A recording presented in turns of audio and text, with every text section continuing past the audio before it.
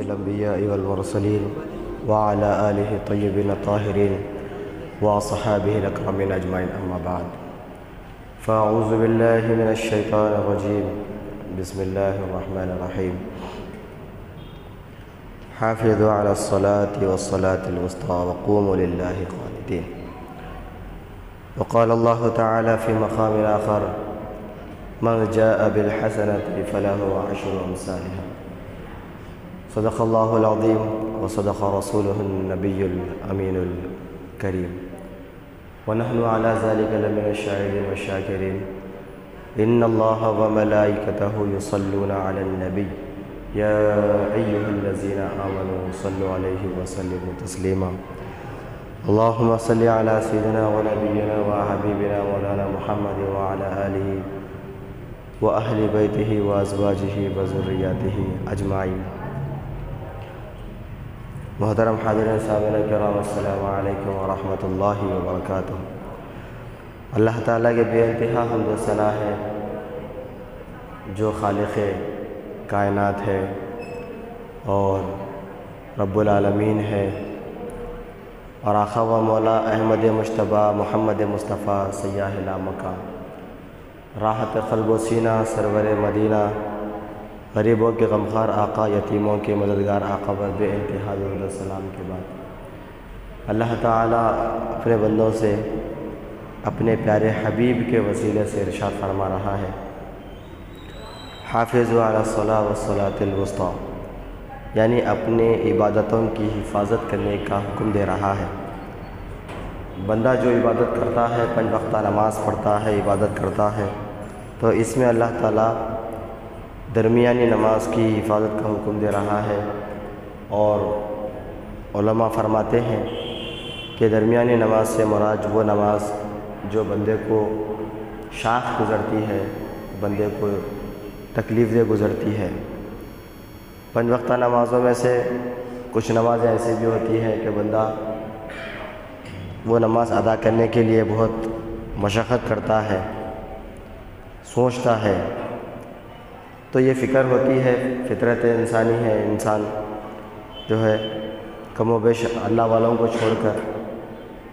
امت مصطفیٰ پر اکثریت تو یہی ہے کہ کسی کے نہ کسی کے اوپر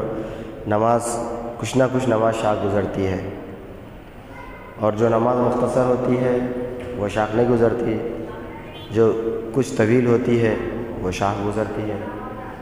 تو اللہ کا حکم ہے حافظوا علی الصلاۃ والصلاۃ الوسطیٰ، میرے بندے اپنی درمیانی نماز کی حفاظت فرما. تو یہ بات ہو گئی، ایک تو درمیانی نماز کی بات ہو گئی کہ اب اس میں درمیانی نماز سے مراد جو ہے عصر کی نماز بھی آتی ہے، فجر کی نماز بھی آتی ہے، طلوع جو ہے آفتاب، غروب آفتاب کے جو نمازیں ہوتی ہیں وہ بھی انسان کے لیے بڑی مشقت والی ہوتی ہے، شاق گزرتی ہیں. تو اللہ تعالیٰ جو فرما رہا ہے اس کو مفسرین بیان فرما رہے ہیں کھول کھول کر. علماء بیان فرماتے ہیں کہ جب درمیانی نماز بندے کو شاق گزرتی ہے تو اللہ اس کی بھی حفاظت کا حکم دے رہا ہے کہ میرے بندے اگرچہ کہ شاق گزرے لیکن اگر تو پڑھ لیتا ہے تو پھر تیرے لیے بہت ہی زیادہ اجر و ثواب والی وہ نماز بن جاتی ہے. جو نماز تو آسانی سے پڑھتا ہے اس سے کہیں گنا زیادہ جو نماز تو مشقت میں پڑھتا ہے وہ نماز تیرے لیے بہت زیادہ فضیلت والی نماز ہو جاتی ہے، اجر و ثواب والی نماز ہو جاتی ہے. تو بندہ نہیں چاہ کے بھی جو اگر کچھ نماز پڑھ لیتا ہے، شیطانی وسوسے آتے ہیں، ذمہ داریاں مسائل سے دوچار ہو جاتا ہے، تب بھی وہ نماز پڑھتا ہے. اس کے بعد بھی وقت نکال کر 5-6 منٹ کے لیے وقت نکال کر جب وہ نماز پڑھتا ہے تو اس کی یہ نماز پڑھنا دوسری نماز سے کہیں گنا زیادہ بدرج اولا ثواب رکھتا ہے. تو اللہ کا یہی حکم ہے کہ حافظوا علی الصلاۃ والصلاۃ الوسطیٰ، وسطیٰ یعنی درمیانی نماز کو کہتے ہیں. تو اس دوسرے مقام شاہ ہوتا ہے من جاء بالحسنۃ فلہ عشر امثالها، کہ اللہ کا حکم ہے کہ میرے بندے اگر تو ایک نیکی کرتا ہے، یعنی ایک حرف اگر تو میری کلام پاک کا ایک حرف پڑھتا ہے تو وہ ایک حرف پہ میں تجھے 10 نیکی عطا کروں گا. اور وہ بندہ وہی کلام مجید کو اللہ کی عبادت میں پڑھ رہا ہے تو اللہ کی عبادت میں جتنے بھی اذکار کر رہا ہے اس کا ہر حرف کے بدلے 10 نیکیاں اللہ دینے کا وعدہ فرما رہا ہے. اور جب یہ مبارک جو ہے اللہ تعالیٰ خوشخبریاں دے رہا ہے، اس کے بعد غور کریں گے تو کچھ ہی دنوں میں جو ہے مبارک مہینہ ہم پر سایہ فگن ہونے والا ہے، برکتوں والا مہینہ سایہ فگن ہونے والا ہے، اور اس کے اندر اللہ تعالیٰ کی بے انتہا رحمتیں ہیں بندوں کے اوپر، اور یہاں تک کہ یہ بھی علماء مفسرین بیان فرماتے ہیں کہ جب یہ مبارک مہینہ سایہ فگن ہوتا ہے تو اللہ تعالیٰ کی بارگاہ میں یہ آنے والا مہینہ سارے مہینوں میں سب سے زیادہ پسندیدہ ہے۔ اللہ تعالیٰ کے پاس ماہ رمضان بہت زیادہ پسندیدہ مہینہ ہے۔ جس طریقے سے حضرت یعقوب علیہ السلام کے 12 بیٹے ہیں، تو 12 میں سے یعقوب علیہ السلام حضرت یوسف علیہ السلام کو بہت زیادہ چاہتے تھے، تو اسی طریقے سے مفسرین بیان فرماتے ہیں کہ جتنے مہینے ہیں سارے مہینوں میں سے ماہ رمضان کو بھی اللہ تعالیٰ بہت چاہتا ہے، بہت پسند فرماتا ہے، اور یہ مبارک مہینہ ہے جس کے اندر جب ایک نیکی ہم کرتے ہیں، ایک نیکی ایک حرف پڑھتے ہیں اللہ کے کلام کا، تو اللہ تعالیٰ 10 دینے کا وعدہ فرما رہا ہے، اور جب یہ مبارک مہینہ آ جاتا ہے جیسے ہی شروع ہوتا ہے اسی وقت سے اللہ تعالیٰ وہ 10 نیکیوں سے بڑھا کر 70 نیکیاں فرما دیتا ہے۔ 10 نیکیاں تو دوسرے مہینوں میں ہیں، لیکن ماہ رمضان کا مہینہ جیسے آتا ہے اس میں اللہ تعالیٰ وہ 10 نیکیوں کو بڑھا کر 70 نیکیاں لکھنے کا حکم دیتا ہے۔ تو یہ مبارک مہینہ ہے کہ سارا مہینہ اللہ تعالیٰ یہ امت مصطفیٰ پر کرم بالائے کرم فرما رہا ہے۔ آقا و مولا احمد مجتبیٰ محمد مصطفیٰ نالن پاک کے صدقے میں اللہ تعالیٰ نے اس امت پر یہ مبارک مہینہ عطا فرمایا۔ ایسے تو ہر چیز اللہ تعالیٰ نے اپنے پیارے محبوب کے صدقے طفیل میں ہی یہ امت پر عطا فرمایا۔ ہم کو اگر شریعت ملی تو صدقے نالن پاک کا صدقہ ہے، اگر ہمیں قرآن ملا، اگر ہمیں عیدین ملے، ہر وہ چیز اللہ کے وسلم کے آقا و مولا کے نالن پاک کا صدقہ ہے کہ سب کچھ اللہ تعالیٰ نے اپنے پیارے محبوب کے وسیلے سے یہ امت مصطفیٰ کو عطا فرمایا۔ تو یہ مبارک مہینہ ہے جس میں اللہ تعالیٰ نے آسمانی 4 بڑی کتابیں بھی اللہ تعالیٰ نے اس آنے والے مبارک مہینے میں نازل فرمائی، جس کو ہم تورات، زبور، انجیل اور قرآن مجید اور ساری آسمانی کتابوں کی ساری کائنات میں سب سے بڑی اور آخری کتاب ہے، وہ بھی اللہ تعالیٰ نے مبارک مہینے میں نازل فرمائی۔ تو یہ مبارک مہینہ ہے جس میں اللہ تعالیٰ نے پہلے تو نمازوں کا حکم دے دیا، پھر اس کے بعد اللہ تعالیٰ وہ نماز جو مشقت والی گزرتی ہے اس کا اجر بھی اللہ تعالیٰ نے بہت زیادہ رکھا، اس کا ثواب بھی بہت زیادہ رکھا۔ اس کے بعد اللہ تعالیٰ فرماتا ہے کہ جو ایک حرف اگر بندہ پڑھتا ہے 10 نیکیاں عطا فرماؤں گا۔ یہ سارا سال سوائے رمضان کے سارا جتنے مہینے ہیں، سارے مہینے 11 مہینے اللہ تعالیٰ ایک حرف کے بدلے 10 نیکیاں عطا فرما رہا ہے، سارے امت مصطفیٰ کو عطا فرما رہا ہے۔ لیکن جب مبارک مہینہ نازل ہوتا ہے، ہم پر سایہ فگن ہوتا ہے، تو فوراً اللہ تعالیٰ کی رحمت جوش میں آتی ہے۔ نالے پاک کے صدقے میں اللہ تعالیٰ یہ امت مصطفیٰ کو جو ہے 10 سے لے کے 70 گناہ تک اللہ تعالیٰ اجر و ثواب بڑھا دے رہا ہے۔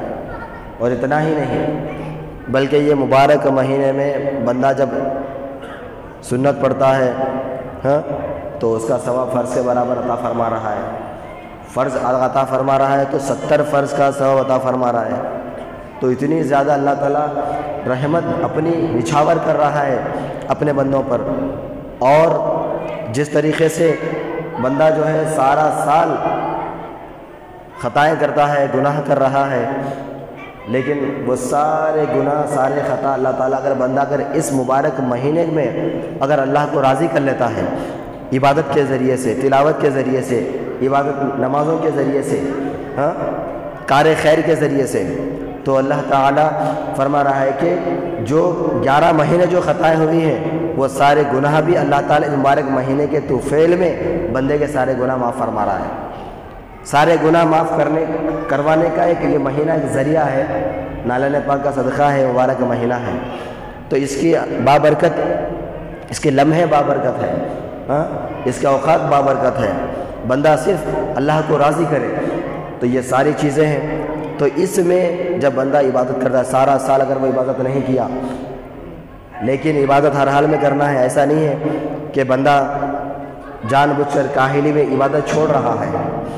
کاہلی میں عبادت چھوڑ رہا ہے، اور جب وہ عبادت چھوڑ رہا ہے تو اب اس کے اوپر قضا لازم ہے، قضا لازم ہے۔ اب یہ نہیں ہے کہ ہم سمجھتے ہیں نہیں اگر ان کی نماز جو ہے چھوٹ گئی، 30 سال کی نماز چھوٹ گئی، 40 سال کی نماز چھوٹ گئی، تو اس میں اگر بندہ نماز جان بوجھ کر چھوڑ رہا ہے اور اس کو جو ہے اپنے اوپر وہ بوجھ بڑھا رہا ہے تو یہ اللہ کے بارگاہ میں یہ قرض ہے، نماز معاف نہیں ہے۔ اگر وہ کاہلی میں اگر نماز چھوڑتا ہے تو اس کی قضا لازم ہے، نہ ایسا نہیں ہے کہ لوگ یہ غلط فہمی میں ہے نہیں چھوٹ گئی تو اب پڑھنا نہیں ہے، ایسا نہیں ہے، بلکہ چھوٹ گئی تو قضا لازم ہے۔ دن بھر اگر نمازیں چھوٹی ہے تو رات میں سونے سے پہلے ساری نمازوں کی قضا ادا کر کے سونا ہے، لازم ہے اس کے اوپر۔ نہیں چھوٹ گئی ہے آپ کچھ بھی نہیں کر سکتے، نہیں چھوٹ گئی نہ معاف ہے، تو لہٰذا یہ آپ اپنے دل سے یہ خیالی جو پلاؤ ہے یہ نہیں کر سکتے، گناہ کبیرہ ہے۔ بندہ جان بوجھ کے چھوڑ رہا نماز، کاہلی میں چھوڑ رہا، تو یہ ساری نمازوں کی قضا لازم ہے اس کے اوپر، تو لہذا معاف ہے ہی نہیں۔ سارے قرآن میں اللہ تعالیٰ کئی مرتبہ فرما دیا اقیموا الصلاۃ وآتوا الزکاۃ، نماز ادا کرو، نماز کو ادا کرتے رہو، تو ہر حال میں نماز معاف ہے ہی نہیں۔ اگر بندہ کوئی اگر بیمار ہے، بیمار بندہ ہے، اس کو اللہ تعالیٰ جو ہے اشاروں سے نماز پڑھنے کا حکم دے رہا ہے، اشاروں سے نماز پڑھنا ہے۔ ہاں اگر وہ ٹھہر نہیں سکتا بیٹھ کے نماز پڑھنا ہے، بیٹھ کر نماز نہیں پڑھ سکتا لیٹ کر نماز پڑھنا ہے، لیٹ کر بھی نماز نہیں پڑھ سکتا اشاروں سے پڑھنا ہے۔ تو اتنے ہر حال میں جو نماز پڑھنا ہی پڑھنا ہے، تو پھر ایک صحت مند انسان نوجوان جب نماز کو کاہلی کی بنیاد پر چھوڑ دیتا ہے تو پھر اس کے اوپر کتنا بڑا عذاب اللہ کا ہوگا، کتنا بڑا عذاب اس کے اوپر اللہ کا ہوگا۔ ایک بیمار بندہ، اللہ کا بندہ جو ہے وہ نماز سے نہیں بچ سکتا، یعنی نماز اس سے معاف نہیں ہے، لیکن ایک صحت مند نوجوان اگر نماز چھوڑ رہا ہے تو پھر یہ ہمارے لیے ایک لمحہ فکر ہے، غور کرنے والی بات ہے، کیونکہ اللہ تعالیٰ جو فرما رہا ہے کہ میرے بندے جو نماز مشقت والی ہے وہ بھی تیرے لیے زیادہ ثواب کا، اجر کا ذریعہ ہے۔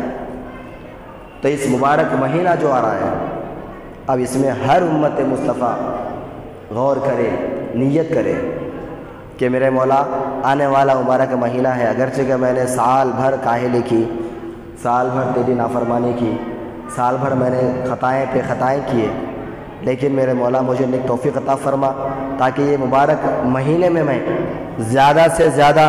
عبادت کر سکوں، اور تو نے جو ثواب کے بے انتہا ذرائع رکھے ہیں اس کو میں دن رات تیرے ثواب کو حاصل کرتا رہوں۔ یہ امت مصطفیٰ پر لازم ہے، اور وہ غور کرتا رہے کہ میرے مولا آنے والا یہ مبارک مہینہ ہے، اس میں مجھے نیک توفیق عطا فرما کہ میں 5 وقتہ نماز جو ہے تکبیر تحریمہ کے ساتھ ادا کروں۔ اب اس میں خیر یہ کوئی یہ نہ کہے اگر کوئی بیمار ہے تو اس کے لیے کوئی مسئلہ نہیں ہے، اگر کوئی بیمار ہے اس کے لیے چھوٹ ہے، نماز پڑھ سکتا ہے، گھر میں نماز پڑھ سکتا ہے۔ لیکن اگر کوئی شخص اگر یہ کہے کہ نہیں اب میں جو ہے جمع غفیر میں مسجد کو آؤں گا تو پھر مجھے بیماری آ جائے گی، فلاں ہو جائے گا، یہ ہو جائے گا، تو اب کئی جو ہے اللہ کے بندے، کئی قومیں، فرقے بھی یہ معاملے میں احتجاج کر رہی ہے، یہ معاملے میں لوگ احتجاج بھی کر رہے ہیں، نہیں یہ جو چل رہا ہے بیماری یہ ایک دھوکہ ہے، یہ ایک جو ہے گمراہ کرنے والا ایک کام ہے۔ احتجاج چل رہا ہے، آپ جانتے ہیں سوشل میڈیا پہ جا کے دیکھو، لوگ احتجاج کر رہے ہیں، لوگ تحقیق کر رہے ہیں، تحقیق کر کے احتجاج کر رہے ہیں، یہ کورونا یہ سارا دھوکہ ہے یہ، اور عالمی دھوکہ ہے، سمجھے؟ کچھ بھی نہیں ہے، بس کیا ہے جس کے پاس پاور ہے انہیں اس کا غلط استعمال کر رہا، جس کے پاس طاقت ہے انہیں غلط استعمال کر رہا، اور اس بنیاد پہ کر رہا کہ کون کیا کر لیتے، جس بنیاد پہ غلط استعمال کر رہا طاقت کا انہیں، لیکن اللہ تعالیٰ بہترین تدبیر فرمانے والا ہے۔ جب وہ تدبیر فرماتا ہے تو جو چال لوگ چلتے ہیں اسی چال میں وہ پھنس جاتے ہیں۔ لہٰذا یہ غور کرنے والی بات ہے، تو یہ قابل غور ہے، اظہر من الشمس ہے۔ ہر انسان کے پاس اللہ تعالیٰ نے سمجھ دی ہے، عقل سلیم دیا ہے، انسان غور کر سکتا ہے، صحیح غلط کی پہچان ہے، لیکن تمہارے پاس طاقت نہیں ہے، تمہارے پاس کوئی پاور نہیں ہے، لہٰذا تو مجبور ہے۔ ہاں، اور طاقت کب آتی ہے؟ جب ہم متحد ہوتے ہیں تو طاقت آتی ہے۔ پہلی بات تو ہم متحد نہیں ہیں، ہاں، نا اتفاقیاں، خصومتیں، غداریاں، نفاق، مفاد پرستی، خود غرضی، انانیت، یہ ساری چیزیں آج امت مصطفیٰ میں کوٹ کوٹ کر بھری ہوئی ہے، اس لیے ہمارے اندر اتحاد نہیں ہے، اور ہم ظالم حکومتوں کے نیچے دبے ہوئے ہیں۔ بات کہنے کی قصہ مختصر ہے، سارے عالم اسلام کی، میں خالی ہندوستان کی بات نہیں ہے، سارے عالم اسلام کی، دنیا کے مسلمانوں کی بات کر رہا ہوں میں، سارے مسلمان یہود و نصارہ کے ہاتھ کے نیچے دبے ہوئے ہیں، کسی کے اندر اقتدار نہیں ہے، کسی کے اندر جو ہے قوت نہیں ہے، یہ ہماری کمزوری ہے۔ لیکن وہ محبت، وہ ایمانی جذبہ جو صحابہ، تابعی، تبع تابعی ہمارے اسلاف میں تھا، اس کا جو ہے ایک 25% بھی آج کروڑوں مسلمان کے اندر نہیں ہے۔ ہم کروڑوں رہ کے بھی آج غلام بنے ہوئے، کہنے کے لیے بہت کچھ ہے، لیکن جب عبادت کی بات آئی تو مسجدوں کو آباد کرنے کی بات آئی تو یہ کہنا پڑ رہا ہے مجبوراً کہ یہ ساری جو بیماریاں ہیں یہ صرف دھوکہ ہے۔ اٹھا کر دیکھو، سوشل میڈیا پہ دیکھو، سب چیز، ہر چیز پہ دیکھو، اب جا کے کچھ بھی نہیں ہے۔ ہاں، ارے کہنے کے لیے بہت ہے، وقت کافی نہیں ہوگا، لیکن ہمیں چاہیے کہ اللہ کی عبادت گاہوں کو کثرت سے آباد کریں، کثرت سے آباد کریں۔ لیکن افسوس کی بات ہے، بعض مقامات پہ کچھ لوگ جو ہے ابھی دور دور ٹھہر کے نماز پڑھ رہے ہیں، کچھ مقامات پہ ہے دور دور ٹھہر کے نماز پڑھ رہے ہیں، جب یہ دھوکہ ہے، کھلم کھلا معلوم ہو چکا ہے، بس طاقت نہیں ہے تمہارے پاس۔ اگر کوئی طاقت رکھنے والا اگر حکم دیتا ہے تو لازم ہے تم پر عمل کرنا، کیا کر سکتے آپ؟ اس کے علاوہ کیا کر سکتے؟ یہ دھوکہ ہے، لیکن کیا کر سکتے؟ عمل تو لازم کرنا ہے، مجبوری ہے، کیونکہ ہمارے اندر طاقت نہیں ہے، اتحاد نہیں ہے، اتفاق نہیں ہے، کچھ بھی نہیں ہے، مجبوراً ماننا پڑتا۔ لہذا ہمیں ایک مومن کی جو فراست ہے وہ دور کی ہوتی ہے، اتقوا فراست المؤمنین ینظر بنور اللہ، مومن کی فراست سے بچو، جب وہ دیکھتا ہے تو اللہ کے نور سے دیکھتا ہے۔ تو یہ اللہ والوں کی کیفیت بتا رہا ہوں میں۔ ہاں، اگر مومن، ہم سب جانتے ہیں، حقیقت معلوم ہے، لیکن کچھ نہیں کر سکتے، لیکن یہ ہمیں سمجھنے کی ضرورت ہے کہ اللہ کے گھر کو آباد کرنا یہ ہمارا ہی فرض ہے، امت مصطفیٰ کا فرض ہے گھروں کو آباد کرنا۔ ہاں، اور یہ ساری ایمان، عقیدہ، یہ ساری چیزیں ہمارے مضبوط ہونا یہ ہمارا جو ہے فریضہ ہے۔ لہذا اللہ تعالی ہمیں جو ہے ظالموں کے ظلم سے بچائے، ظالم حکومتوں کے ناپاک ارادوں سے بچائے، عالم اسلام کا جو خسارہ ہو رہا ہے میرے مولا، ظالم حکومتوں کا، یہود و نصارہ کے شر سے جو عالم اسلام کا نقصان ہو رہا ہے، یہ عالم اسلام کے نقصان سے ہماری حفاظت فرما، اور جو مسلمانوں کو، اسلام کو برباد کرنا چاہتے ہیں انہیں نیست و نابود فرما۔ وما علینا الا البلاغ۔